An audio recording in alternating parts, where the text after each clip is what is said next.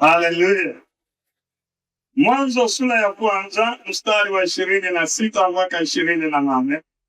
Maandiko yanasema, Mungu akasema, na tumfanye mtu kwa mfano wetu, kwa sura yetu, wakatawale samaki wa baharini na ndege wa angani na wanyama na nchi yote pia, na kila chenye kutambaa kitambaacho juu ya nchi.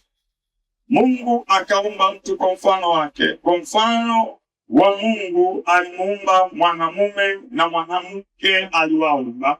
Mstari wa 28, Mungu akawabariki. Anawabariki akina nani? Mwanamke na mwanaume, maana ndo amewaumba. Kwa hiyo Mungu ameumba mwanamke, akaumba na mwanaume. Sura ya pili inaelezea kwa undani namna gani uumbaji ulifanyika. Unaanza, mwanaume aliumbwa kwanza, alafu baadaye akapigwa usingizi, kutoka kwenye ubavu wake mwanamke akaumbwa. Sasa watu wa Mungu Sasa sura ya kwanza, kutokana na uandishi wa Kiebrania, wanaandika kwa utaratibu, wanaanza na summary, alafu wanatoa ufafanuzi. Hiyo ni staili ya uandishi. Kwa hiyo sura ya pili na sura ya kwanza havipingani. Sura ya kwanza ni summary ya kile kilichotokea. Musa kwa ufunuo wa Roho Mtakatifu anaandika, akawaumba mwanamke na mwanaume akawaumba. Inaonekana kama amewaumba siku moja au kwa wakati mmoja, lakini pia inaweza kukubalika tu kwa sababu baadaye mwanamke alitolewa ndani ya mwanaume. Kwa hiyo bado hakuna contradiction. Kwa hiyo alipoumba akamaliza. Alafu sura ya pili inaelezea namna uumbaji ulivyofanyika. Tunaelewana watu wa Mungu Kwa hiyo si unachanganyikiwa ukawasikiliza watu wengine wanaanza kukuonyesha kana kwamba kuna changamoto katika mfumo mzima wa Biblia ikijipinga. Kwa hiyo uumbaji ulikuwa hivyo. Sasa hao wawili, familia ya kwanza, piga kelele, sema familia ya kwanza. Kwa hiyo Mungu anapomaliza kuumba, anatengeneza familia ya kwanza, na alikuwa na ajenda nayo. Amen. Hiyo familia alikuwa na ajenda nayo. Hakuumba tu, aliumba familia akiwa na ajenda nayo, kwa sababu watu wote tunaamini, na ndivyo ilivyo, taasisi ya ndoa na familia, mwanzilishi ni Mungu mwenyewe. Si ndio hivyo watu wa Mungu Na ndio maana akaumba jinsia mbili tofauti na akawaweka katika bustani. Sasa mstari wa 28 Biblia inasema, baada ya kuwa ameianzisha familia, Mungu akaibariki. Hello? Haleluya. Kwa hiyo baraka za Mungu ni sehemu ya familia ambayo Mungu anaianzisha. Sasa nitakuonyesha pia katika Agano Jipya baadaye, mbali ya hii familia aliyoianzisha katika bustani ya Edeni ili iongezeke katika kumtukuza yeye, baadaye ndani ya Kristo Yesu kuna familia nyingine ambayo imeanzishwa, isiyotokana na Adamu wa kwanza, inatokana na Adamu wa pili, na yenyewe katika concept ile ile ya kwamba akaiumba kupitia Kristo Yesu, akaizaa kupitia Kristo Yesu, akaibariki, ambayo ni mimi na wewe, kanisa la Bwana wetu Yesu Kristo. Kwa hiyo tunapoangalia Mwanzo tunaiona familia ndani ya Mungu. Tunapokuja kwenye baada ya Bwana wetu Yesu Kristo, tunaiona familia nyingine inayoanzishwa ndani ya Kristo Yesu. Zote. Mstari wa 28 anasema akawabariki. Na walio katika familia ya Mungu ndani ya Kristo Yesu wamebarikiwa. Kama umebarikiwa piga kelele, sema haleluya. Sema nimebarikiwa.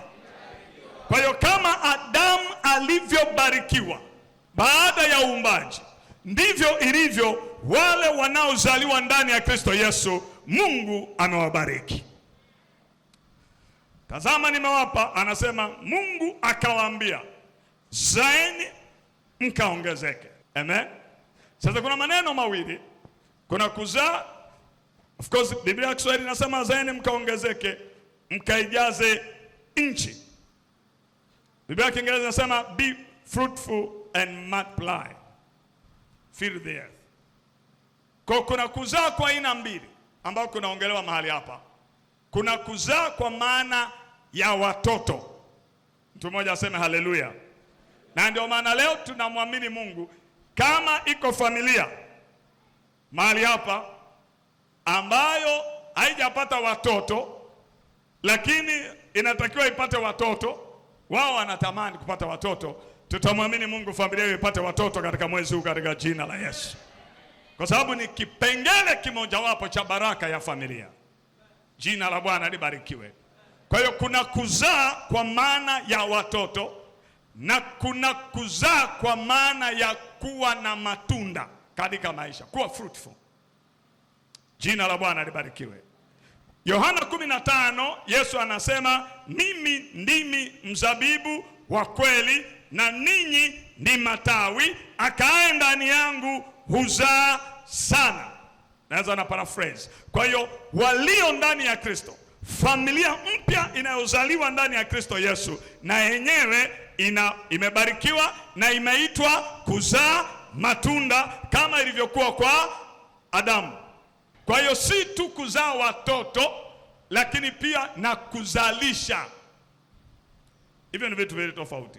Kuwa na maisha yenye matunda, matunda ya kiroho na matunda ya kimwili pia. Mtu mmoja ananielewa? Kwa hiyo bado tunarudi msingi, kwa sababu sisi tulio ndani ya Yesu Kristo, maana tumekwisha kuzaliwa, tunapokuwa tumeoana au tunapoanzisha familia ya muamini bado inatembelea katika baraka za Mungu. Jina la Bwana libarikiwe. Mtume Paulo anasema hata kama ni mmoja aliyeamini, anasema asiondoke, labda yule asiyeamini aseme hataki kuishi naye. Kwa nini? Kwa sababu anasema kupitia anayeamini baraka, utakaso na watoto wanapata baraka za Mungu ndani ya familia husika kupitia anayeamini. Kwa usianze kusema lakini mimi mbe wangu hajaamini au mke wangu hajaamini. Maadamu wewe uko mahali hapa, unasimama katika agano la kuzaliwa mara ya pili, umezaliwa katika ile familia mpya ya Bwana wetu Yesu Kristo. Anasema mkaijaze nchi, lakini anasema na kuitiisha. Mazingira haya yanaongelewa katika muktadha wa familia ya kwanza, na nitakueleza mambo machache alafu tutaomba. Katika muktadha wa familia, leo nataka tuyaangalie mambo haya katika muktadha wa familia. Usiangalie mambo haya kama mtu binafsi. Na ninaposema muktadha wa familia, siongelei ndoa tu. Manake wengine ni watoto kwa baba zao, wengine ni wana huko, wengine ni mme na mke, lakini mume, mke. Asubuhi tumejifunza tunapoongelea habari ya familia, mke, mme, watoto. Lakini tukiongelea kaya na wale wanaokaa chini ya dari ile, chini ya kiongozi mmoja, kwa maana ya definition zinazotumika. Kuna tofauti kati ya familia na kaya. Si unajua Kwa familia inahusisha damu. Kaya inahusisha watu wanaokula ugali kutoka kwenye chungu kimoja. Umenielewa Kwa lugha rahisi Baba ndio anatengeneza kaya. Watu wote walio chini ya baba mmoja ni kaya. Masikia? Watu wote walio chini ya baba mmoja ni kaya. Kwa hiyo kaya zinahesabiwa kwa kufuata baba.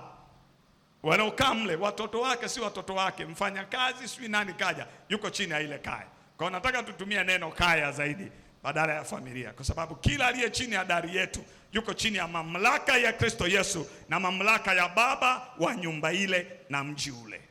Tunaelewana watu wa Mungu hatutaki kwamba tuwe tunaangalia kwamba naangalia tu walioko tunaohusiana nao, alafu wengine waliomo wasio na mahusiano nami kidamu, yamkini wasipate kila ambacho Mungu amekusudia kionekane katika familia husika. Kila baraka na kila kusudi lililokusudiwa ndani ya familia yako, yeyote anayekanyaga humo lazima akutane nalo katika jina la Yesu. Hicho ndio ninachomaanisha. Nimwamini Mungu. Na alikuwa maombi yetu mimi na mke wangu wakati tunakutana, tukasema familia yetu tunapoanza, yeyote atakayekuja atakayeingia mahali pale akutane na Mungu tunayemwamini moja, lakini afaidi kila unabii ulio juu ya familia yetu.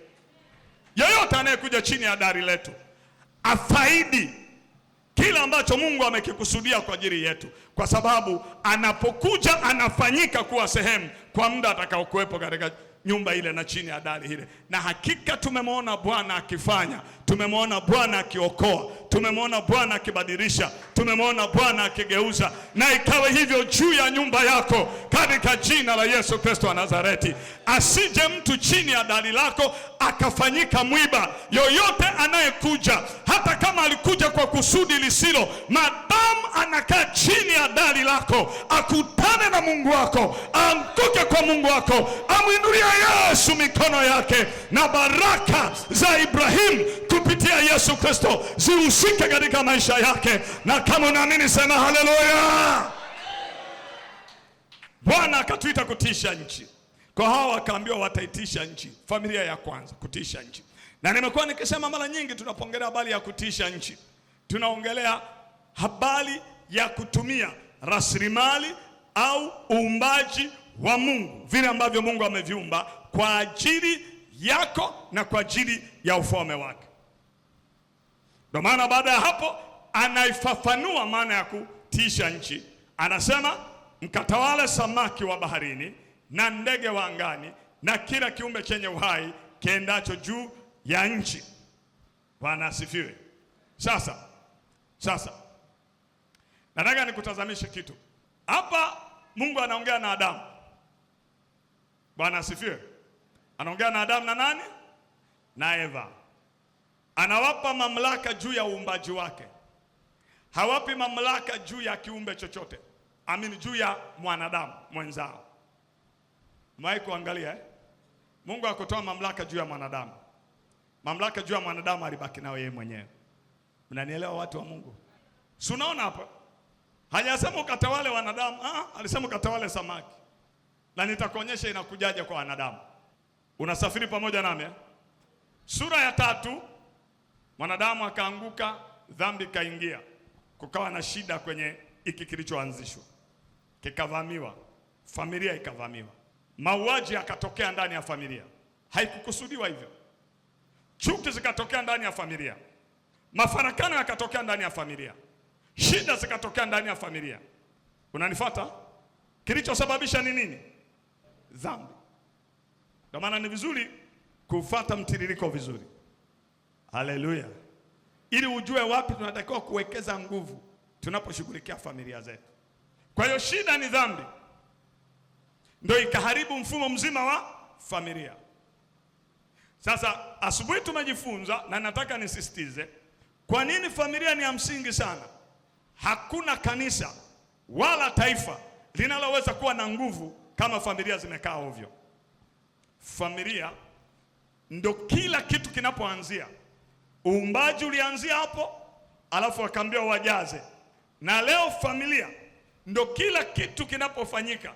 Asubuhi tumeangalia pia katika Kumbukumbu la Torati 6 inaelezea jinsi ambavyo Wayahudi walitakiwa kuwafundisha watoto wao katika familia kuhusu Mungu wao na maagizo ya Bwana. Na waliokuwa wanaelekezwa ni wababa. Na wanaume wote sema amina. Wanaume wote sema amina. Kazi ya kuwaelekeza watoto kuhusu Mungu wao si kazi ya mama, ni kazi ya baba. Wanaume wote sema amina.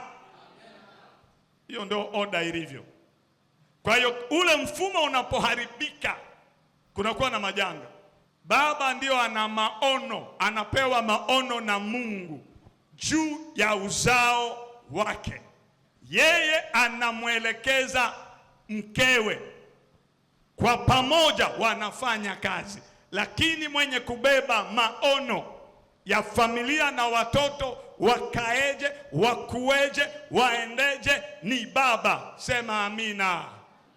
Akina baba piga kelele, sema ni wajibu wetu kwa neema ya Kristo.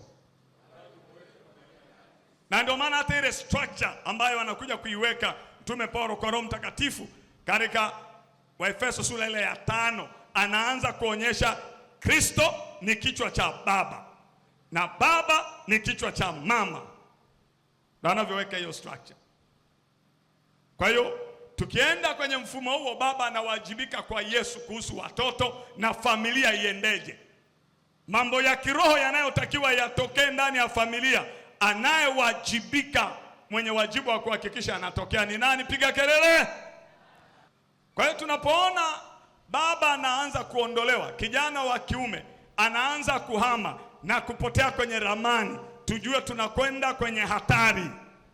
Na niwachangamotishe idara ya wababa, tufanye zaidi na zaidi kuandaa vijana wa kiume walioko mahali hapa, ili watakapokuja kuwa katika familia zao, baada ya kutoka kwenye familia za baba zao na mama zao, wawe ni viongozi wanaoweza kusimamia familia zao kwa kumaanisha pasipo kuyumba. Na vijana wa kiume nisikieni, hakuna mfumo wowote uliobadilika, wala sio mfumo wa dume. Hii ndio structure iliyowekwa na Bwana wetu, ya kwamba baba ataiongoza familia, atakuwa na maono ya familia.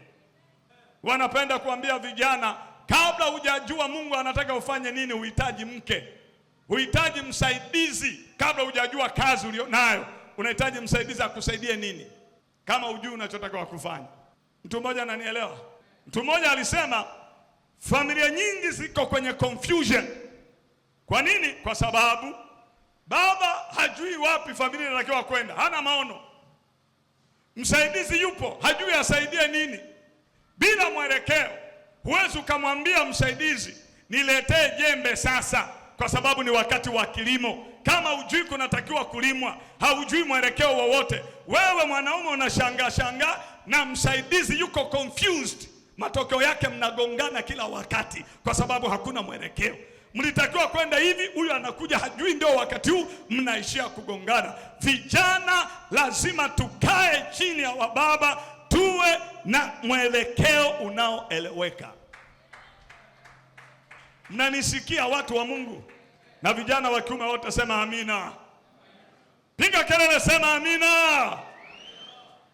Sianze tu kuchungulia tu, unachungulia. Na nyinyi mabinti usifate tu, sio handsome tu, ana mwelekeo. Siongelee mwelekeo wa fedha hapa, sije ukanichukua vibaya. Mimi siongelee mwelekeo wa fedha, naongelea mwelekeo, anayajua majukumu yake ndani ya Kristo Yesu, anayajua majukumu yake katika ufalme wa Mungu.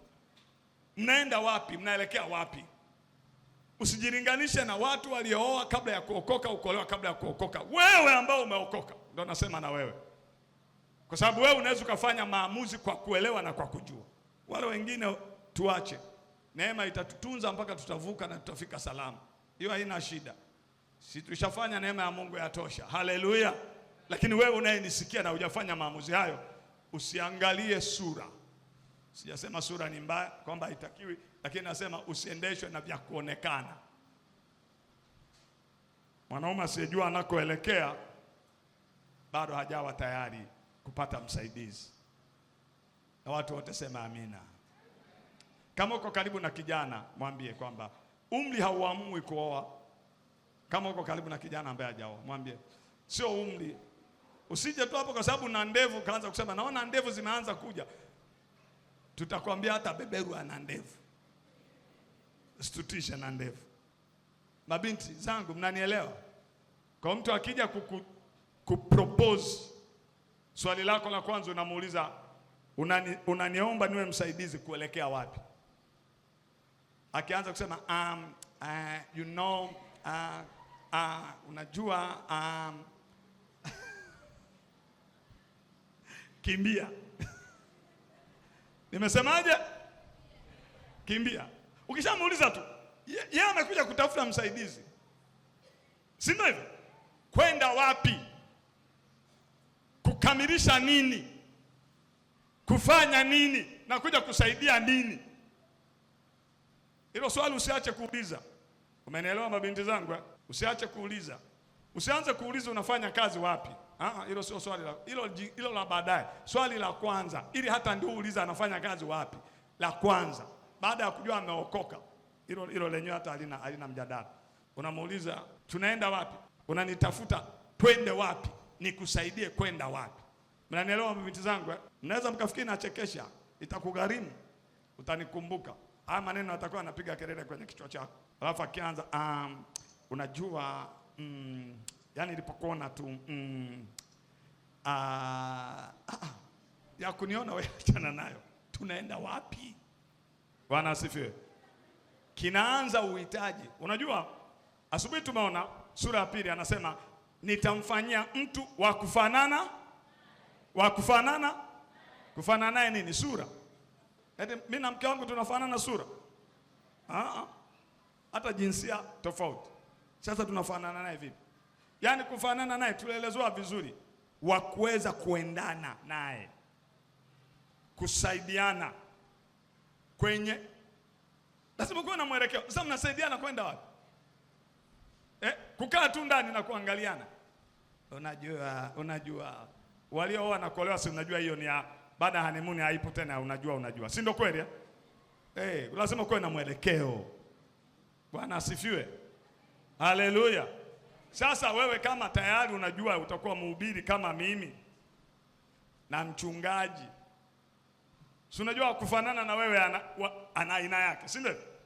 Sio kila mke anaweza kuwa mama mchungaji. Kweli si kweli? Sio kila mwanamke anaweza kuwa mama mchungaji. Sio kweli. Sama mchungaji kuna mambo mengi yanayoendana na mama mchungaji, si ndio hivyo? Sasa tuseme una wivu wa kupitiliza, unaweza kuwa mama mchungaji. Mfano, baba akisimama tu akiongea na mtu, mkifika nyumbani mdomo umefika huko. Huyo ulikuwa unaongea naye nini? Yaani nimeona unatabasamu mpaka huko, wakati mimi siwahi kuona hiyo tabasamu yako. Mshawasikia mama wachungaji wa namna hiyo? Mchungaji yani akitoka anakuwa hana hata uhuru. Yaani sinaonaga mimi nikitoka tu najiachilia. Sababu nilioa mama mchungaji na nilijua nitakuwa mhubiri. Kwa hiyo nikaoa mtu anaendana na mhubiri. Mimi nimejua kabla sijaenda. Nilimkalisha masaa 3 kwanza, nampa CV, sio ya nyuma, tunakoenda. Nikamuuliza vipi upo? Unaiona hii kitu? Afu ndo nikapropose baada ya kumuonyesha mwelekeo. Sio siku hiyo. Siku hiyo ilikuwa ya kutoa CV ninakoenda. Kwamba wewe tunafahamiana, lakini nafikiri hujanielewa vizuri. Ngoja nikwambie kwamba tukoje. Tutapiga gospel, tafanya nini? Tunaweza tukalala, wengine huko kuhubiri vijijini ni sawa, ili ajipime kwamba nikiambatana na huyu jamaa kunaweza kwa siku nyingine mnaenda kwenye huduma mnalala chini. Na tulishalala chini kwenye huduma niko naye. Kwa sababu kuna tofauti ya huduma na holiday. Mtu mmoja ananielewa? Ukienda holiday kama Mungu amekujalia, jispoili. Ukienda kwenye huduma usiulize. Ukitandikiwa nini, lala. Ukipewa nyama kula, mchicha kula, matembele kula. Ila ukienda holiday unachagua, sema nataka kile na hiki na hiki, maana ni wewe umejipangia, umekwenda. Mtu mmoja ananielewa? Umeelewa vizuri? Ya, kwa hiyo sasa nimefika pale kwa sababu nataka tu niwahamasishe vijana, kama hujui mwelekeo uweze ukajua mke sahihi. Unamjuaje sasa? Kwa mfano, unajuaje hujui mwelekeo? Unaweza ukajua ofisi haiwezi katangaza tangazo la kazi kama hawajui kinachotakikana, majukumu yanayotakikana kuja kufanyika. Unaweza ukafanya hivi? Yaani kama hapa tu tunasema tunatangaza kazi, tunatangaza aje tu mtu hatujui anakuja kufanya nini. Akija hapa sana kuepo tu haelewi majukumu yake. Vijana wa kiume mnanielewa? Kama sisi tumekosea mtu ache. Bwana atatusaidia, tutavuka. Sisi tutatembea na neema. Kwa siku zilizobaki tutavuka. Na nyinyi mtembee na neema ya kujua na kuingia mkiwa mnajua. Nyinyi mmeshasikia mambo haya. Yamkini wengine hatukusikia. Tuliambiwa tu kishafikisha miaka 28, 29 lazima uoe. Haleluya. Mstari 20 anasema Mungu akawabariki, Mungu akawaambia. Kuna kitu alichowaambia hawa waliowatengeneza. Kuna kitu alichowaambia. Unakubaliana na mimi? Kwa hiyo Mungu alisema kwenye familia ya kwanza aliyoiumba, siongeleza katikati baada ya Mwanzo sura ya 3 kwa sababu hizo ni familia zilizo chini ya uharibifu. Familia nyingine inayokuja kuzaliwa ni katika Kristo Yesu. Na Mungu akasema hapa mwanzo, akasema zaeni mkaongezeke. Sura ya 28 Mathayo alipozaa familia mpya akasema tena kwa mara ya pili. enendeni ulimwenguni mkayafanye mataifa kuwa wanafunzi wangu. Hilo ndio jukumu familia mpya ndani ya Kristo Yesu imepewa, na mambo yote yanazaliwa kutoka hapo. Baraka zote zinazaliwa kutoka hapo. Mabadiliko yote yanazaliwa kutoka hapo. Familia ya kwanza ilikuwa inatiisha, inabadilisha mambo, inageuza mambo, kwa sababu hapakuwa na dhambi. Baada ya dhambi kuingia, hauwezi ukabadilisha mambo bila kushughulika na dhambi. Hauwezi ukatiisha nchi bila kushughulika na dhambi. Rushwa itaendelea kuwepo. Hello? Hatua ya kwanza ndani ya familia, watoto wetu na wote wanaokaa chini ya dari lazima wafanywe kuwa wanafunzi wa Yesu. Kutiisha nchi, kutawala kizazi chetu kama familia. Hatuanzii kwingine. Najua kuna mambo mengi yanakuja. Tunaanzia kwenye kuupeleka ufalme wa Mungu kwenye mioyo ya watu. Ikibadilika, ikigeuka, tumeanza kutiisha nchi. Tunaanza kubadilisha mazingira. Tunaanza kuyafanya mambo yamfananie Mungu. Dunia na jamii zetu ziwe ni mahala pa kupendeza. Magomvi ndani ya familia ni matokeo ya dhambi. Wanafamilia wakiwa wanafunzi wa Yesu, umefukuza magomvi, umefukuza chuki, umefukuza laana, umefukuza kila kitu. Kwa hiyo kadri familia zinapomlingana Kristo, kanisa linakuwa na nguvu, taifa linakuwa na nguvu, kanisa linatawala na Kristo Yesu anatukuzwa. Mtu mmoja ananielewa? Kwa hiyo kila familia, moja ya ajenda kubwa ndani ya familia ikiongozwa na baba ni kuwafanya mataifa kuwa wanafunzi wa Yesu. Kama hujanielewa, naomba nirudie tena.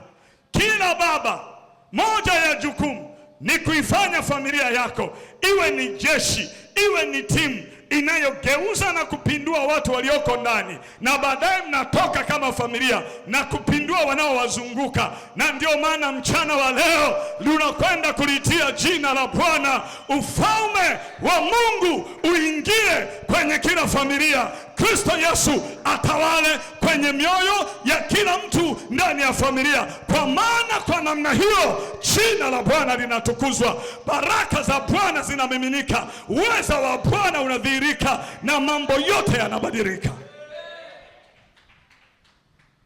Tunakuja kwenye perspective hiyo. Utawala wa Yesu ukiingia kwenye familia, mengine yote yanakaa kwenye mstari. Kabla ya utawala wa Yesu kukaa vizuri kwenye familia, mambo hayawezi kukaa kwenye mstari. Kwa sababu ndio maana nikakwambia, hata akija mgeni akae kwenye utisho na mamlaka ya Kristo, atii maelekezo ya Kristo ndani ya familia. Ngoja nikwambie kitu, hata akija mtu mgeni anavuta sigara, sema hapa nyumbani kwangu havuti sigara. Ukitaka kuvuta, toka kavutie kule, sio ndani. Sio wakati watoto wanaona. Anajua unakuwa na wasiwasi, unajua ni baba mkwe, ndio ni baba mkwe. Lakini kuna baba mkwe mkuu zaidi. Kuna Mungu anayewamiliki wale watoto. Watoto wasione vitu viharibifu kwa sababu wewe umeviruhusu watu wakafanya, na wewe unaona na hauwezi kuamua. Wewe ndio mlinzi ndani ya nyumba. Acha wakuchukie. Ni heri ukachukiwa kwa sababu ya haki kuliko kupendwa kwa sababu ya uharibifu. Sumeokoka. Hata angekuwa nani, unamkuta ameweka hapo mziki wa kidunia. Mwambie kwa upole, sio lazima mkemee mbele ya watu. Mwambie kwa upole, mpendwa baba, mama, hapa tuangalie haya muziki. Tafadhali isichezwe hapa ndani. Kama una huo ujasiri, usiwe na TV ndani yako. Ondoa TV. Kwa kama una utaratibu wa ibada, kila mgeni aje kwenye ibada. Kama kuna utaratibu wa ibada usiku, hakuna hata angekutembelea Muislamu aje kwenye ibada. Sasa kuja nyumbani kwako.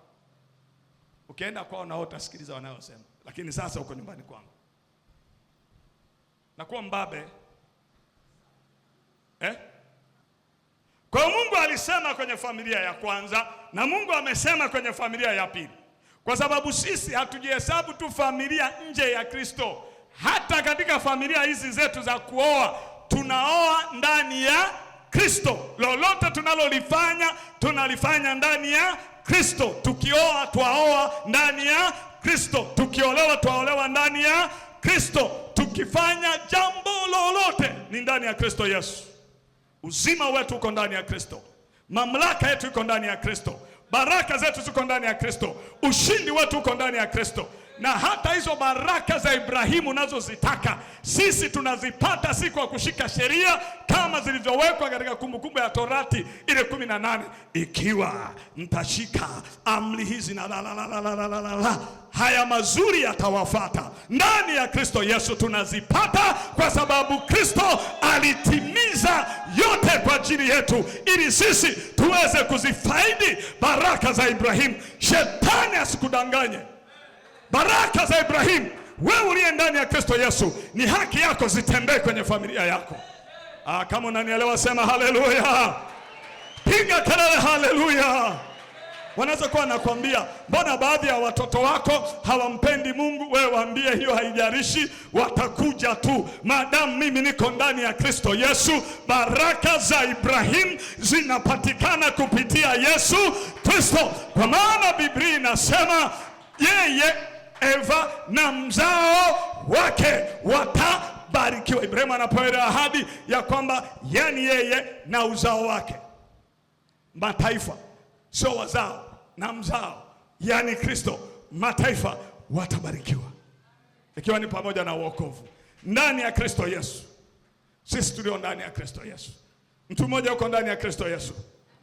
Mtu mmoja uko ndani ya Kristo Yesu. Uko ndani ya Kristo Yesu.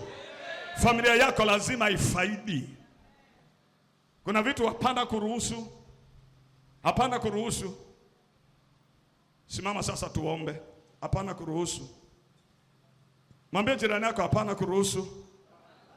Hapana kuruhusu. Shetani asikudanganye. Shetani asikudanganye. Shetani asikudanganye. Kuna magonjwa yamekaa kwenye familia leo yafurumue katika jina la Yesu. Kuna mateso yamekaa kwenye familia leo yafurumue katika jina la Yesu Kristo wa Nazareti. Muamini Mungu kwa ajili ya wokovu wa kila mtu ndani ya familia yako. Muamini Mungu. Utawala wa Kristo Yesu ndio baraka kubwa kuliko baraka zote. Familia zikikamatwa na ufalme wa Mungu ndani ya mioyo ya wanafamilia, mambo mengine yanakaa sawa. Na leo tunakwenda kulitia jina la Bwana ya kwamba ufalme wake uje ndani ya familia zetu, na mapenzi yake yatimizwe kwenye familia zetu kama ilivyo kule mbinguni. Mtu mmoja ananielewa? Jina la Bwana libarikiwe. Unaujua utawala, unajua maneno mapya ambayo Yesu ametuambia kufanya wanafunzi. Tunamwamini Mungu, familia zetu, kila aliye chini ya dari yetu atakuwa mwanafunzi wa Yesu. Hujanielewa? Nimesema kila aliye ndani ya chini ya dari yetu atakuwa mwanafunzi wa Yesu. Akina Jotham wamezaliwa sasa wadogo, watakuwa wawe wanafunzi wa Yesu. Watoto wetu, hata kama sasa hivi mtoto wako anazunguka humwelewi, leo tunashughulikia hizo roho, lazima wazaliwe ndani ya Kristo Yesu. Huo ndio urithi wetu. Huo ndio urithi wetu. Huo ndio urithi wetu. Huo ndio urithi wetu. Huo ndio urithi wetu. Kwa tunakwenda kuomba kwenye mwelekeo huo, utawala wa Kristo ndani ya familia zetu, ufalme wa Mungu ndani ya familia zetu, na kusimama kinyume na kila kazi za yule mwovu. Unajua anapokuwepo mtu ndani hajaokoka, anakuwa kama ni adui anaweza kuwa anapitia hapo, si ndio hivyo? Anakusumbua wewe kwa sababu ya mtu hajaamini, si ndio hivyo? Akimbana yeye, wewe si umeungana naye. Unanielewa? Iko hivi. Kuna strategy moja ambayo tunataka tuishughulikie leo. Si unajua mimi adui hawezi kunifikia. Si unajua adui hawezi kukufikia. Kwa sababu uko ndani ya Yesu. Ukisimama vizuri ukaamini, hawezi. Sio kwamba hatashambulia, atashambulia. Ila hiyo mishale yake, kuna ngao ya imani ikiwekwa inapiga, inadondoka. Si ndio nimesema hivyo maandiko? Kwa sio kwamba hatapiga, atarusha mishale. Lakini hiyo mishale unaizuia kwa ngao ya imani. Sasa karusha mishale. Kila kirusha ngao ya imani, afanikiwe. anaweza akafanyaje? Akatafuta mtu mwingine anayeungana na wewe, ambaye anajua moyo wako unavutika kwake, hana hiyo ngao ya imani, anampiga mshale. Sinaona ondoka. Si amekusumbua? Unanielewa? Si amekusumbua? Kwa sababu kuna mjomba, si kuna nani, yani adui kapitia kule kukudestabilize, yani kukutoa kwenye reli. Hata hizo hatukubali, tunazifunga kwa jina la Yesu Kristo wa Nazareti. Hakuna kutolewa kwenye reli, hakuna. Una mwenzi ambaye hajaamini, kuna kipindi anatumika. Leo tunasema hapana, ngao ya imani itatembea kote kote. Anza kuomba sasa katika mwelekeo, na katika mwelekeo mwingine wowote unaosikia. Omba katika jina la Yesu Kristo wa Nazareti. Kuwa na wasaa wa kuomba. Iombee familia yako, waombee walio chini ya nyumba yako, iombee kaya yako, yoyote aliye chini ya dari yako. Iombe. Vuruga mikakati yote ya shetani anayoipanga kwenye maeneo yote, kiroho, kiuchumi, kimwili. Vuruga. Wewe muamini Yesu.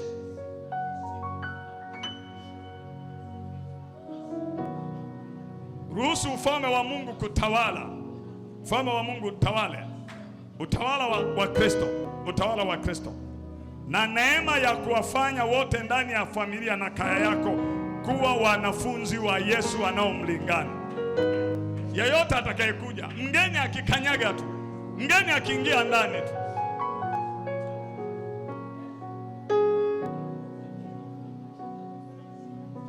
hata riaba kataria bakatara baba zibo sekere bakataria bakatara ibo ziri bosiri bakata shebo bobo raba katakara bande rebo ziri bokoto ziri bakataraba shebo bobo riaba katakara bakataria bakataria bakata shebo sikara bakataria bakatara bazere bokoto korobozika shebo bobo raba katakara bande rebo ziri bokoto koroboziha Shama kadehere boziri bo kotokoro bozikaraba raba baba rehaba katere boziribo. Kama wewe ni mtoto, wazazi wako hawajaokoka, yamkini wanajihusisha na mambo ya ajabu, wewe vunja hizo madhabahu, bomoa kazi zote za giza kwenye familia yako. Wewe ni mwenzi, alafu mwenzi wako hajaokoka, anajihusisha na maguvu ya giza, bomoa hayo na hayatakuwa na nafasi kwenye familia yako.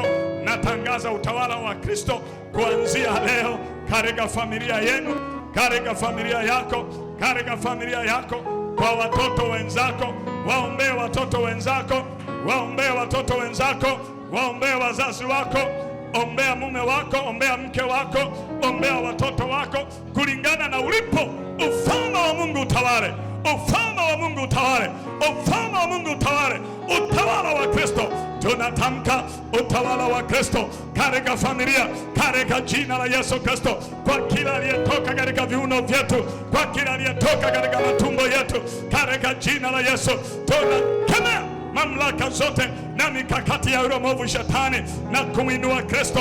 Tunatamka utawala wa Kristo, tunatamka utawala wa Kristo, tunatamka utawala wa Kristo, tunatamka utawala wa Kristo katika familia, katika uzao wetu. Rekayabakata rezekerebozika jamakaderebo rekayabakata rekayabakata rekayabakata rekayabakata rekayabakata oribozika jibosekereba karibozekereba jiboketekereba resekerebakata reserebakata reserebakata resekerebakata rosekerebakata rekayabakata rekayabakata rekayabakata rekayabakata rekayabakata rosikaraba rekayabakata rosikaraba rosekerebakata. Utawala wa Kristo, utawala wa Kristo kwenye familia, utawala wa Kristo kwenye maisha yetu, utawala wa Kristo kwenye kazi zetu, utawala wa Kristo, utawala wa Kristo, utawala wa Kristo. The reign of Jesus. Kutawala, kutawala pamoja na Kristo. Tunatawala, tunatawala pamoja na Kristo, tunatawala pamoja na Kristo kwa jina la Yesu Kristo, kwa jina la Yesu Kristo. Nuru ya Kristo katika familia, nuru ya Kristo, nuru ya Kristo, neema ya wokovu. Endelea kuomba, endelea kuomba. Iko neema, kwa neema. Omba kwa ajili ya watoto wako kama unao. Omba kwa ajili ya mabinti zako. Omba kwa ajili ya vijana wako wa kiume. Omba kwa ajili ya wazazi wako. Jamakatari ya makata. Jibo katakarabazeke ya makata. Reke ya mokotokorobozika. Jamakatakarabazeke. Jibo kataka ya makata. Reke ya mokotokoroboziha. Jamakataka ya makata. Reka ya makata yama. Reka ya makata. Reka ya makata. Rosika ya makata. Rosika ya makata. Rosika ya makata. Rosika ya makata. Reke ya mokate. Ria makata karama. Reka ya makata karabazere bosiri bokoto.